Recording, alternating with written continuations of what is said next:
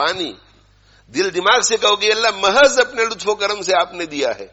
اگر آپ آسمان سے پانی نہ برسائیں تو پوری دنیا کا بھی میں مالک ہو جاؤں, میں خرید نہیں سکتا, پانی کہیں سے نہیں لا سکتا, اپنے لطف و کرم سے.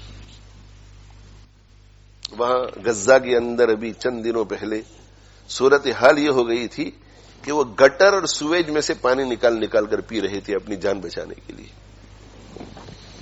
اللہ تعالی شانہ ان پر اچھے حالات لائے, اور دنیا میں ایسے بھی حالات آئے ہیں. پہلے میں نے اخباروں میں پڑھا, بہت پہلے 15, 20, 25 سال پہلے ایسے بھی حالات آئے کہ قحط کی وجہ سے اسی طرح اس قسم کے مظالم کی وجہ سے جو لوگ اس میں گھرے ہوئے تھے, جب پانی کا ایک قطرہ بھی نہیں ملا تو اپنی جان بچانے کے لیے خود کا پیشاب پینے پہ مجبور ہو گئے.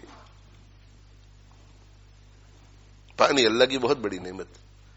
یہ وہ نعمتیں ہیں کہ اللہ تعالی شانہ نے, دیکھو جو چیز جتنی قیمتی ہوتی ہے نا, اللہ تعالیٰ اس کو بہت بڑی مقدار میں پیدا کرتے ہیں. یہ اللہ کا کرم ہے. سونا چاندی ہر ایک کو ضرورت نہیں پڑتی سونے چاندی کی. دنیا میں 70, 80, 90% وہ لوگ ہیں جن کے پاس سونا نہیں ہے, پھر بھی ان کی زندگی گزر جاتی ہے. لیکن پانی کے بغیر زندگی گزرتی نہیں. تو اللہ تعالیٰ نے پانی کو بہت زیادہ عام کیا ہے پانی کو. اور پانی پر کوئی یہ مباح پانی جو نہریں ہیں اور یہ ندیاں ہیں اور یہ جو سمندر ہیں, اس کے اوپر کسی کا قبضہ نہیں ہو سکتا. اسلامی حکومت اگر ہو تو اس پر کسی کا قبضہ نہیں, ہر ایک کا حق ہے اس کے اوپر. اگر کوئی کنواں اپنی ملک میں, اپنی زمین میں کھودتا ہے وہ معاملہ الگ ہے, لیکن مباح زمین میں اگر کنواں ہے تو وہ کسی کی ملک نہیں, سب اس سے فائدہ اٹھا سکتے ہیں, امیر غریب سب برابر ہے اس میں. تو یہ سوچیں, پھر زبان سے بھی کہے کہ اللہ یہ محض آپ کے لطف و کرم سے پانی مل رہا ہے, اللہم لک الحمد ولک الشکر, اور پھر پانی کا حق ادا کرے, پانی کو ضائع نہ ہونے دے. یہ پانی کا حق ہے. اللہ کے نبی صلی اللہ علیہ وسلم نے تو یہاں تک فرمایا کہ اگر تم نہر کے کنارے پر بیٹھ کر وضو کر رہے ہو تو بھائی اگر پانی آپ نے ویسٹ کیا تو بھی کیا, وہ تو نہر ہی میں جانے والا ہے, وہ کہاں ویسٹ ہو جائے گا.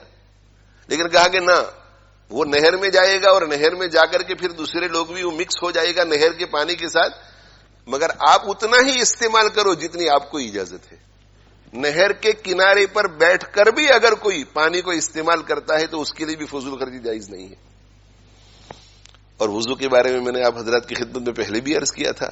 مفتی احمد خان پوری صاحب دامت برکاتہم ارشاد فرماتے ہیں کہ اگر کوئی شخص اپنے گھر میں پانی کو ضائع کرتا ہے, حد سے زیادہ استعمال کرتے ہوتا ہے, وہ نل کھلے ہوئے ہوتے ہیں اور ایسا پانی ہاتھ میں لیتے ہیں اور یہ لیا تو پانی جا رہا ہے, پھر پانی ہاتھ میں لیا, پھر سر چہرہ دھونے لگے تو پانی جا رہا ہے, یہ ویسٹ ہو رہا ہے. تو نل ایسے لاؤ کہ ویسٹ نہ ہو. نمبر 1, برتن میں لے کر کے وضو کرو. عادت ہو جاتی ہے. انڈیا میں جب ہم لوگ بچپن میں تھے تو میری 10 سال کی عمر تھی جب میں یہاں آیا, تو 7-8 سال کی عمر میں ہی اکیلا لوٹے سے وضو کرنے کی عادت ہو گئی تھی. عادت ہو جاتی ہے. اور مجبوری ہے, کسی جگہ کیفی پر ہیں, وضو خانے میں وضو کر رہے ہیں, تو کم سے کم اس کو رکھو. کم سے کم تھوڑی دیر لگے گی ہاتھ بھرنے میں, لیکن جب چہرہ دھوئیں گے اس وقت کم سے کم پانی جائے گا. مسح کر رہے ہیں تو پانی لے کر کے بند کر دو نل کو اور پھر مسح کرو, ورنہ پانی جائے گا. اگر گھر میں ہے تو مکروہ ہے تحریمی یعنی گنہگار, اور اگر مسجد میں ایسا کرتے ہیں تو آپ حرام کام کر رہے ہیں. اس لیے میں تو دوستوں کو مشورہ دیتا ہوں کہ کوشش یہ کرو کہ گھروں میں وضو کر کے آیا کرو, گھروں میں, تاکہ حرام سے تو کم سے کم بچ جاوے. مکروہ تحریمی کا گناہ حرام کے گناہ سے کم ہے.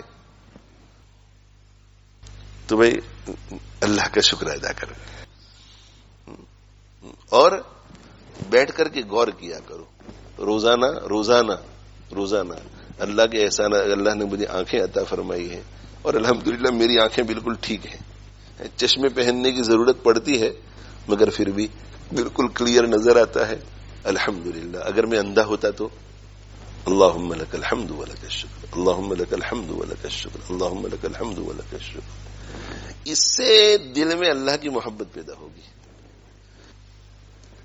تو جو ہے اس پہ کنسنٹریٹ کرو, جو نہیں ہے اس کے بارے میں فکر مت کرو, اور جو ہے اس پر روزانہ غور کیا کرو. کبھی یہ نعمت کبھی وہ نعمت, بیٹھ کے 1 منٹ 2 منٹ 3 منٹ کے لیے ایسا سوچا کرو کہ اللہ کا کتنا کرم ہے کہ مجھے اللہ نے یہ دیا ہے، اللہ کا کتنا کرم ہے کہ مجھے یہ دیا ہے، اللہ کا کتنا کرم ہے کہ مجھے یہ دیا ہے.